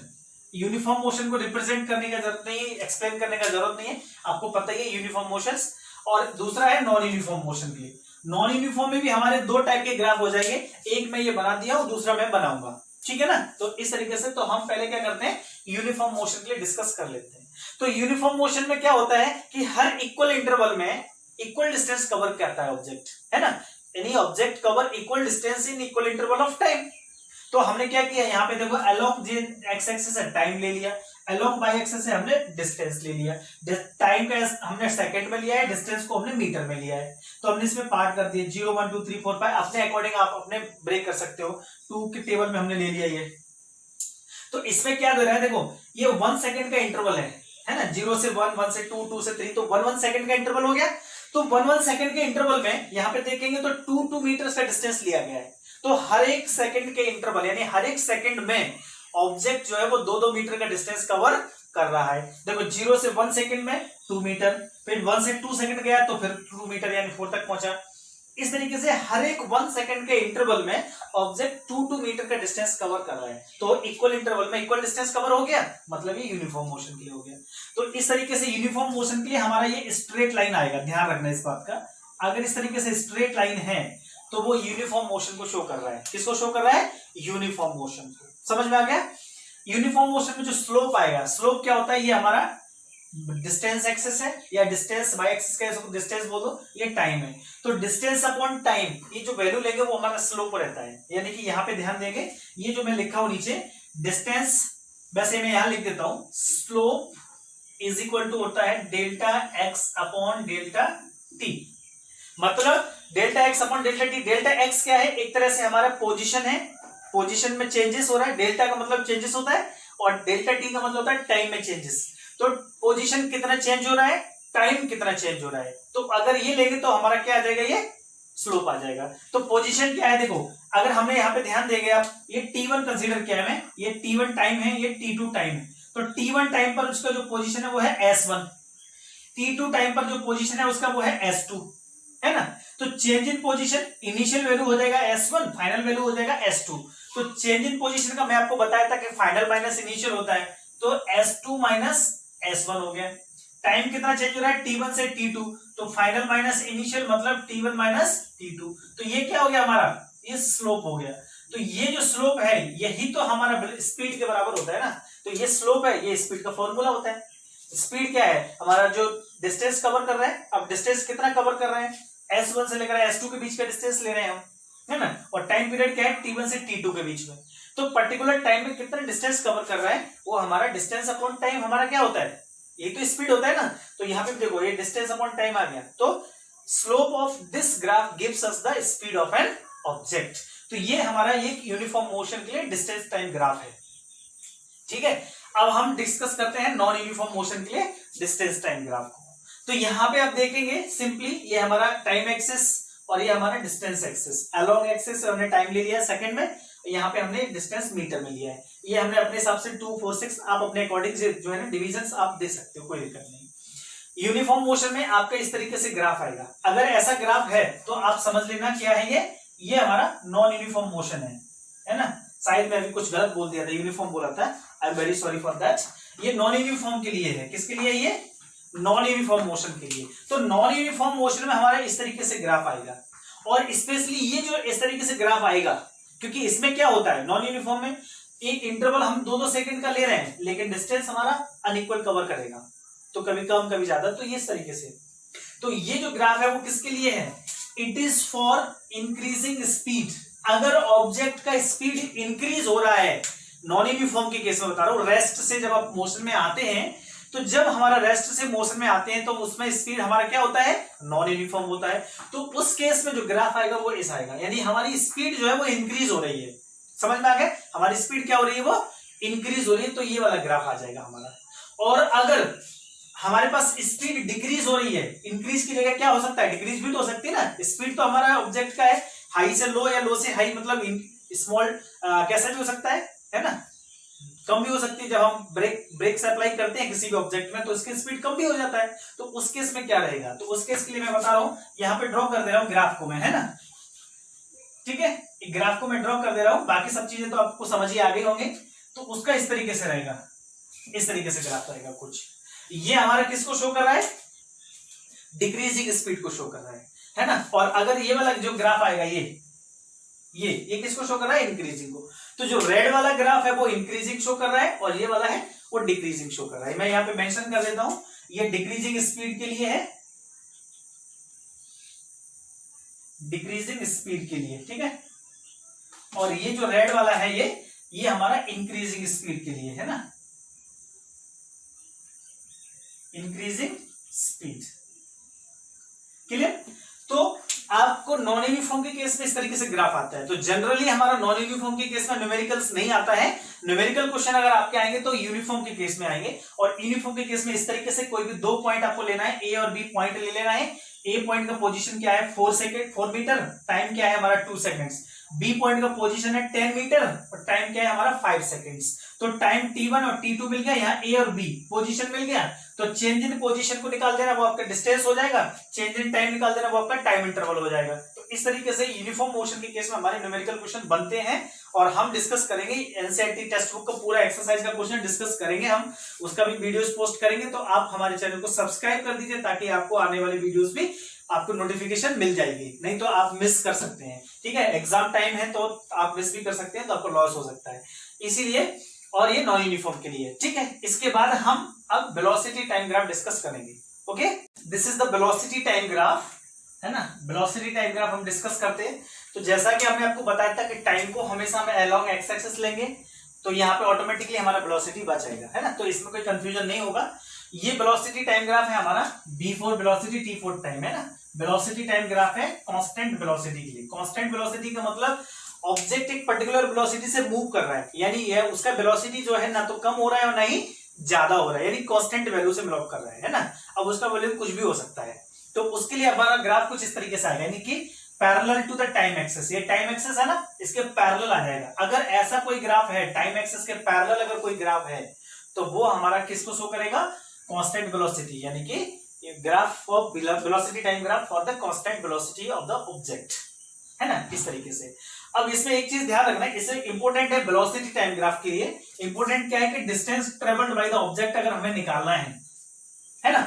Velocity time graph हमारा किसी भी टाइप के लिए हो सकता है। तो वेलोसिटी टाइम ग्राफ अगर हमें जो है ना distance covered by the object अगर निकालना है, तो उस ग्राफ का जो एरिया होगा पर्टिकुलर टाइम इंटरवल में, area of graph in the particular time of interval, तो पर्टिकुलर इंटरवल में जो भी एरिया होगा उस ग्राफ का, वो एरिया का वैल्यू हमारे डिस्टेंस के बराबर आ जाएगा। जैसे हम अगर इसमें एरिया निकाल, जिसमें मतलब हम कंसीडर करें, तो सपोज मान लीजिए ये हमने ले लिया टाइम t1, ठीक है, और हमने ये ले लिया टाइम t2। तो इस टाइम पर जो हमारे पास ऑब्जेक्ट होगा वो उसका पोजीशन हो गया a, और इस टाइम पर जो ऑब्जेक्ट होगा उसका पोजीशन हो गया b। तो हमारे पास ग्राफ का पोर्शन क्या हो जाएगा, हमारे पास ग्राफ तो एक पर्टिकुलर इंटरवल में 10 to 40 सेकंड्स के इंटरवल में हमारे पास ग्राफ तो यही हो जाएगा ना। ये जो मैं साइड कर रहा हूं ना पोर्शन, ये हमारा क्या रिप्रेजेंट हो जा रहा है, एक ग्राफ को रिप्रेजेंट कर रहा है हमारा, है ना। पर्टिकुलर इंटरवल में ये ग्राफ हमारा बताएगा। तो इस एरिया, अगर हम इसका शेडेड पोर्शन का एरिया निकाल देंगे तो ये क्या हो जाएगा, distance travelled by the object हो जाएगा। तो कैसे तरीके से, तो यहाँ पे अगर आप देखेंगे तो ए बी, इसको दे देते हैं सी, है ना, नाम अपन दे देंगे इसको कुछ भी, ये सी हो जाएगा, ये हमारा डी हो जाएगा। तो ए बी सी डी का एरिया जो होगा that is equal to the distance travelled by the object. तो यहाँ पे मैं इस चीज को ले रहा हूं, है ना, डिस्टेंस, है ना, of object is equal to area of A B C D. अब एबीसीडी क्या है, एक्चुअली ये एक रेक्टेंगल है, दिख रहा है ना आपको, तो रेक्टेंगल है, तो रेक्टेंगल का वैल्यू क्या होता है, लेंथ इनटू विड्थ। तो एबीसीडी इज अ रेक्टेंगल, तो ये हो जाएगा लेंथ। लेंथ मान लो हमने ये ले लिया, ये लेंथ ले लिया सीडी, यानी यहां से लेकर यहां तक, तो ये लेंथ हमने ले लिया डीसी, और ब्रेड्थ हमारा मान लो ये हो जाएगा, ये ले लो या ये ले लो, बात एक ही है, तो ये हो जाएगा डीए। तो लेंथ हमारा हो गया डीसी और ब्रेड्थ हो गया हमारा डीए। लेंथ का वैल्यू कितना है, लेंथ का वैल्यू हमारे पास 10 से लेकर 40 के बीच में है, तो 40 माइनस 10 यानी कि हमारे पास हो जाएगा 30, और ये हमारे पास डीए कितना है, यहां से 0 से लेकर 60 तक यानी 60, तो ये 60 हो गया। तो मल्टीप्लाई कर दो, 6 3 जा 18, 00, ये हमारे पास आ गया distance travelled by the object. अब इसका यूनिट क्या होगा, जिन दोनों का यूनिट जो भी है ना, तो इसका यूनिट मीटर पर सेकंड है और ये सेकंड में, तो सेकंड हट के मीटर आ जाएगा, तो कितना हो जाएगा ये मीटर। अब ये डिस्टेंस कवर किया है ऑब्जेक्ट, तो इस कितने टाइम में किया है, ये कितने टाइम में किया होगा, 1800 मीटर डिस्टेंस कवर किया है ना, तो इसमें कितना टाइम लगा होगा, टाइम कितना है t1 से t2, तो कितना हो रहा है, 10 सेकंड से स्टार्ट किया था, 40 सेकंड पे जाके खत्म हुआ, तो 40 माइनस 10 मतलब 30 सेकंड्स। तो ये जो डिस्टेंस ट्रेवल्ड है इन 30 सेकंड्स हो गया। तो इस तरीके से अगर आपका ग्राफ दिया हुआ है तो आप जो है ना distance travelled by the object भी निकाल सकते हो, यानी कि area of this graph represent the distance travelled by the object. ये हमारा किसके लिए है, कांस्टेंट वेलोसिटी के लिए, ठीक है। इसमें हमारे पास दो कैटेगरी और हैं, velocity time graph for the uniform acceleration और velocity time graph for non uniform acceleration, ठीक है। तो इसके बाद दो ग्राफ और वेलोसिटी टाइम ग्राफ में ये हमारे पास रहेगा फॉर यूनिफॉर्म एक्सेलरेशन मोशन। इससे पहले हमारे पास किसका था, कांस्टेंट वेलोसिटी था, यानी वेलोसिटी चेंज ही नहीं हो रहा था, एक कांस्टेंट स्पीड से जा रहा था, तो उसके लिए हमारा सीधा एक लाइन आ गया था, ऐसा है ना। अब हमारे पास क्या है, यूनिफॉर्म एक्सेलरेशन मोशन, यानी एक्सेलरेशन हो रहा है। एक्सेलरेशन का मतलब क्या है, वेलोसिटी चेंज हो रही है और यूनिफॉर्म रेट से चेंज हो रही है, या तो वो डिक्रीज हो रही होगी या वो इंक्रीज हो रही होगी, है ना, लेकिन यूनिफॉर्म रेट से हो रही है। तो उसके लिए हमारे पास इस तरीके से ये टाइम एक्सेस हो गया, ये हमारा वेलोसिटी एक्सेस हो गया, तो ये हमारा एक सीधा स्ट्रेट लाइन जाएगा यूनिफॉर्म के लिए। तो इस ग्राफ को हम इस तरीके से रिप्रेजेंट करेंगे, डिफरेंट डिफरेंट वैल्यूज हम ले सकते हैं, टाइम की वैल्यूज ले सकते हैं, है ना। यहाँ पे हमारा टाइम सेकंड में, तो अपन अपने हिसाब से वैल्यूज ले लो, जैसे मान लो यहाँ पे हमारे पास आ गया 5, 10, 15, 20, 25 सेकंड्स, अपने कोई भी वैल्यूज ले सकते हैं। तो इसमें भी वही area of this graph gives us the distance travelled by the object. तो एरिया कौन सा है, जैसे कोई भी पर्टिकुलर वैल्यू ले सकते हो अपन इसमें। तो हमने क्या किया यहाँ पे, ये जो है इसको हमने जो 10 सेकंड को हमने t1 ले लिया है और इसको हमने t2 ले लिया है। तो 10 सेकंड पे जो पोजीशन है, यानी ये वाली, ये पोजीशन है ना, ये उसका हमारा इनिशियल वेलोसिटी हो जाएगा, और यहाँ पे जो है ना t2 पे ये जो पोजीशन है उसकी, ये फाइनल वेलोसिटी हो जाएगी। तो हम इसको नाम दे देते हैं, यहाँ पे ये a हो गया, ये b हो गया, और ये t2 जो है यानी कि हमारे पास c पॉइंट हो गया, ये d पॉइंट हो गया, ठीक है। तो इस तरीके से मैं इस ग्राफ को थोड़ा सा ज्यादा इजी बना देता हूं ताकि आपको ज्यादा आसानी से समझ में आ जाए, है ना। मैं ये बाकी की चीजों को इरेज कर दिया, अननेसेसरी थिंग्स। तो हमारे पास t1 से लेकर t2 का जो टाइम है उसमें हमारे पास ग्राफ कुछ इस तरीके से दिख रहा है। तो आइए आपका ये वाला जो एरिया है इसका आप निकाल दोगे 10 सेकंड से 25 सेकंड के बीच में, इसका पूरा एरिया निकाल दोगे तो आपका distance travelled by the object निकल जाएगा। अब ये क्या दिख रहा है आपका, दो तरीके से निकाल सकते हो। ये हमारा एक ट्रेपेजियम है ना, इसमें दोनों पैरेलल साइड हो जाएंगे, तो ट्रेपेजियम का फॉर्मूला डायरेक्ट लगा के निकाल सकते हो, या फिर इसको आप ब्रेक कर दो दो पार्ट्स में। दो पार्ट्स में कैसे ब्रेक कर देंगे, यानी यहाँ पे हो गया, इसको आप डी ई दे दो, तो ये बन गया आपका ट्राइंगल और ये बन गया आपका रेक्टेंगल। तो area of triangle plus area of rectangle add कर दोगे तो total area of this shape यानी कि ए बी सी डी क्या आ जाएगा, तो ये हमारे पास डिस्टेंस ट्रेवल्ड हो जाएगा। तो इस तरीके से आप आराम से जो है ना डिस्टेंस ट्रेवल्ड जो है ना निकाल सकते हैं हम वेलोसिटी टाइम ग्राफ से यूनिफॉर्म एक्सेलरेशन के लिए। तो फॉर्मूला की कोई जरूरत नहीं है, आपको ये जो शेप दिख रहा है उस शेप का आप एरिया निकाल दोगे तो वही आपका आंसर हो जाएगा। तो फॉर्मूला कोई जरूरत नहीं है ना, आप चाहो तो डायरेक्ट इसको हटा के डायरेक्ट एक ट्रेपेजियम दिख रहा है आपका ए बी सी डी है ना, ए बी सी डी, मैं इसको देखो मार्क कर रहा हूं, ए से स्टार्ट कर रहा है, ए बी सी डी, वापस एक ट्रेपेजियम जैसा दिख रहा है, तो आप ट्रेपेजियम का फॉर्मूला लगा के एरिया निकाल दो। एरिया निकालना है आपको कैसे भी करके, चाहे आप इसको दो पार्ट्स में ब्रेक कर दो, यहाँ अभी बताया था ट्राइंगल और रेक्टेंगल में है ना, तो आपको एरिया निकालना है, वो आपका क्या हो जाएगा, distance travelled by the object. ये चीज आप ध्यान रखना है। तो ये हमारा velocity time graph for acceleration, uniform acceleration motion के लिए हो जाता है।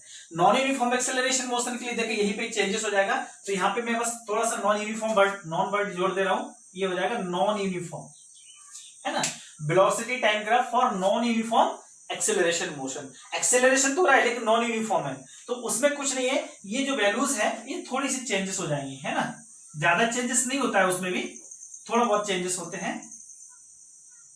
मतलब यूनिफॉर्म रेट से नहीं है, अब नॉन यूनिफॉर्म रेट से हो गया है। तो जैसे मान लो हो सकता है शुरुआत में ग्राफ आपका बढ़ रहा हो, ऐसे इंक्रीज हो रहा हो, फिर हो सकता है कम हो जाए, हो सकता है फिर बढ़ जाए, इस टाइप से कुछ अगर ग्राफ आता है तो हमारा नॉन यूनिफॉर्म मोशन के लिए हो जाएगा है ना। तो मेन आपको क्या ध्यान रखना है इसमें, वेलोसिटी टाइम ग्राफ में आपको मेन क्या ध्यान रखना है कि नंबर वन एक चीज ये है कि आपको जो टाइम है वो हमेशा एक्स एक्सिस के अलोंग लेना है ना, वेलोसिटी हमेशा वाई एक्सिस के अलोंग लेना है। दो बातें, पहली बात ये, दूसरी बात ये है कि area of this velocity time graph, जो भी वेलोसिटी टाइम ग्राफ का एरिया होगा वो हमको क्या देता है, distance travelled by the object. समझ गए, area of velocity time graphs gives us the displacement distance travelled by the object. ये चीज आपको अच्छे से ध्यान रखना है। और कैसे हम डिस्टेंस ट्रेवल्ड निकालेंगे इसमें, तो आप पता ही है। एक और चीज आप ध्यान रख सकते हैं इसमें एक चीज ध्यान क्या रखना है कि आपका जो स्लोप है, स्लोप जैसे उसमें था ना स्लोप ऑफ वीटी ग्राफ, तो जो वीटी ग्राफ का जो स्लोप है वो हमको देता है क्या, एक्सीलरेशन। क्या बताएगा, एक्सीलरेशन हमें बताएगा, ठीक है। यानी कि क्योंकि स्लोप यानी कि अगर हम बात करें यूनिफॉर्म के लिए, मैं अगर फटाफट बना दूं आपके लिए यहाँ पे, तो देखिए ये एक यूनिफॉर्म के लिए हो जाएगा। यहाँ पे हमारे पास पहले पर्टिकुलर वैल्यू यानी T1 था है ना, यहाँ पे हमारे पास ये जो है A पॉइंट है, ये B पॉइंट है, ये T2 है ना, नाम भी हमने दे दिया है इसके, ये C दे दो, ये D दे दो। तो क्या हो रहा है, ये इसके इस पॉइंट पर इसको जो वेलोसिटी है वो मान लो V1 है ना, इसको मैं V1 दे देता हूं। ये A पॉइंट पर जो इसका वेलोसिटी है वो हो जाएगा V1 और B पॉइंट पर जो वेलोसिटी है वो हो जाएगा V2। तो हमारे पास स्लोप कैसे निकालते हैं, स्लोप यानी कि ये वैल्यू में चेंजेस, यानी कि वाई एक्सिस के ऊपर चेंजेस अपॉन एक्स एक्सिस के ऊपर चेंजेस। तो वाई एक्सिस के ऊपर चेंजेस क्या हो रहा है, V1 से V2 तक चेंजेस हो रहे हैं ना, तो V2 minus V1 final minus यानी कि del V upon del T, ये हमारे पास स्लोप हो गया। डेल V का मतलब क्या होता है, change in velocity, change in velocity का मतलब होता है final velocity minus initial velocity, change in time का मतलब final time minus initial time. तो ये हमारे पास क्या हो गया, ये स्लोप हो गया, और यही स्लोप हमें क्या देता है, एक्सीलरेशन। तो दैट इज एक्सीलरेशन भी हमारे पास यही फॉर्मूला हो जाएगा, एक्सीलरेशन है ना, मैं शॉर्ट फॉर्म लिख दिया acceleration A is equal to V2 minus V1 upon T2 minus T1। तो इस तरीके से ये हमारे पास क्या हो जाएगा, नॉन यूनिफॉर्म मोशन के लिए भी कंप्लीट हो गया। और अगर आपको स्लोप की बात करते हैं तो वेलोसिटी टाइम ग्राफ का स्लोप जो है ना वो हमें एक्सेलरेशन को बताता है, और एक्सेलरेशन फाइंड आउट करना है तो इस तरीके से आप फाइंड आउट कर सकते हैं, ठीक है। तो ये आपका एक ग्राफिकल रिप्रेजेंटेशन हो गया है। अगर इसके अलावा आपको कुछ और भी समझना है, आपको अगर कोई प्रॉब्लम्स है तो आप हमको कमेंट कीजिए, तो हम आपको उस चीज को एक्सप्लेन कर देंगे, ठीक है। और this is the last topic of this chapters, that is uniform circular motions, okay. और इसके बीच में आपको एक टॉपिक है जो मैं अभी नहीं डिस्कस किया हूं, derivation of equation of motion, यानी कि जो हमारे पास इक्वेशन ऑफ मोशन है, जो ग्राफिकल मेथड से हमने जो ड्राइव नहीं किया है, इसमें हमने बताया नहीं आपको, ये हमारे पास इक्वेशन ऑफ मोशन होते हैं। v is equal to u plus at, और एक हो जाता है हमारे पास s is equal to ut plus half at square, और एक होता है v square minus u square equal to 2as। इनको हम बोलते हैं इक्वेशन ऑफ मोशंस। क्या बोलते हैं? Equation of motions. तो ये equation of motions most important है, एक आपका फॉर्मूला हो गया है, तो आपको ये फॉर्मूला याद कर लेना है। लेकिन मैं इसका डेरिवेशन आपको नहीं करवा रहा हूं, है ना, ठीक है। इसका डेरिवेशन मैं नहीं करवा रहा हूं क्योंकि इसका डेरिवेशन मैं ऑलरेडी मैं अपने यूट्यूब चैनल में अपलोड कर चुका हूं। उसका वीडियो का लिंक में जो है इसके डिस्क्रिप्शन में आपको प्रोवाइड कर दूंगा। अगर आपको उसका डेरिवेशन चाहिए तो मैं लिंक प्रोवाइड कर दूंगा डिस्क्रिप्शन में, वहां से आप उस वीडियो को ले सकते हैं। तो फिलहाल आपके पास ये क्या है, वैसे सारी चीजें डिटेल में डिस्क्रिप्शन दिया हुआ है वहां पे कि v क्या है, u क्या है, a क्या है, t क्या है, सब कुछ गिवन है वहां पे। लेकिन फिर भी मैं यहां बता देता हूं, v जो है वो फाइनल वेलोसिटी है, u जो है वो इनिशियल वेलोसिटी है, a एक्सेलरेशन है, t टाइम पीरियड है, और s distance travelled by the object in particular time है। तो ये जो 3 इक्वेशन ऑफ मोशंस है ये मोस्ट इंपोर्टेंट है, इनके बेसिस पे ही सारे न्यूमेरिकल क्वेश्चंस आते हैं, तो हमको वो बनाने हैं। तो मैं इसको अभी डिस्क्राइब नहीं कर रहा हूं कि मैं ऑलरेडी इसका वीडियोस अपलोड कर दिया हूं, तो आप उसको हमारे डिस्क्रिप्शन से लिंक लेके आप उस वीडियो को देख के इनके डेरिवेशंस देख सकते हैं, किस तरीके से ये इक्वेशंस हमारे डिराइव हुए हैं। Okay, so now we are going to discuss the last topic of this chapters, that is uniform circular motion. Uniform word का मीनिंग आप अच्छे से समझ गए होंगे। यूनिफॉर्म वर्ड का मीनिंग क्या होता है? सर्कुलर मोशन का मतलब होता है कि एक ऑब्जेक्ट सर्कुलर पाथ में, यानी कि ये हमारा एक सेंटर है और इस तरीके से ये एक सर्कुलर पाथ है, तो कोई ऑब्जेक्ट इस तरीके से मूव कर रहा है कंटिन्यूसली। जैसे हमारा जो है ना एक आकाश झूला जो होता है इस तरीके से सर्कुलर मोशन में, या फिर ये कहें कि रस्सी में जब हम एक पत्थर बांध लेते हैं रस्सी में इस तरीके से घुमाते हैं, तो वो भी हमारा एक सर्कुलर मोशन हो जाता है। यूनिफॉर्म सर्कुलर मोशन जो भी है हमारे पास हो जाता है। तो इसमें क्या होता है, जो भी सर्कुलर पाथ है उसका आपको रेडियस चाहिए रहता है, तो रेडियस हमने उसका ले लिया r। तो जो भी सर्कुलर पाथ है उसका रेडियस हमने r ले लिया है। तो इसमें 2-3 पॉइंट है, फटाफट डिस्कस कर लेते हैं। डायरेक्शन ऑफ, ये इंपॉर्टेंट पॉइंट है इसका, direction of motion changes continuously, यानी हर पॉइंट पर डायरेक्शन जो है चेंजेस हो रहा है। जैसे मान लो यहां पर ऑब्जेक्ट था तो उसका डायरेक्शन होगा ये, अगर ये ऑब्जेक्ट यहां पे आ जाएगा तो उसका डायरेक्शन हो जाएगा ये, इस पॉइंट पर आ जाएगा तो उसका डायरेक्शन ये हो जाएगा, इस पॉइंट पर जाएगा तो उसका डायरेक्शन ये हो जाएगा, इस तरीके से इस पे तो डायरेक्शन, यानी हर पॉइंट पर डायरेक्शन क्या हो रहा है, यहाँ पे चेंज हो रहा है ना। तो इस तरीके से ये क्या हो रहा है, हर पॉइंट पर डायरेक्शन चेंज हो रहा है।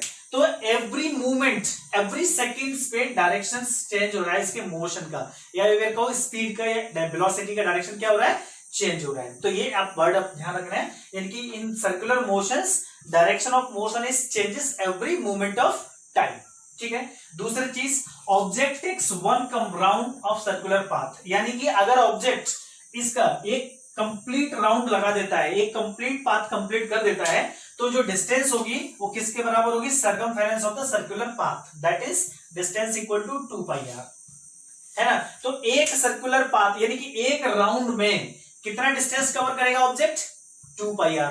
तो कई बार ऐसा क्वेश्चन भी आ जाते हैं कि एक हमारा जो एथलीट है वो सर्कुलर ट्रैक में मूव कर रहा है, तो पर्टिकुलर टाइम में वो कितना जो है डिस्टेंस कवर करेगा, तो कितने राउंड ले रहा है वो, 1 राउंड ले रहा है तो 2πr के डिस्टेंस कवर करेगा, 2 राउंड ले रहा है तो 2 इंटू 2πr, 3 राउंड ले रहा है तो 3 इंटू 2πr, और अगर हाफ राउंड ले रहा है तो हाफ राउंड लेगा, मान लो यहां से लेकर के यहां तक हाफ राउंड ले रहा है, तो ये डिस्टेंस कितना हो जाएगा हमारे पास, 2πr का हाफ, यानी कि πr के बराबर, है ना।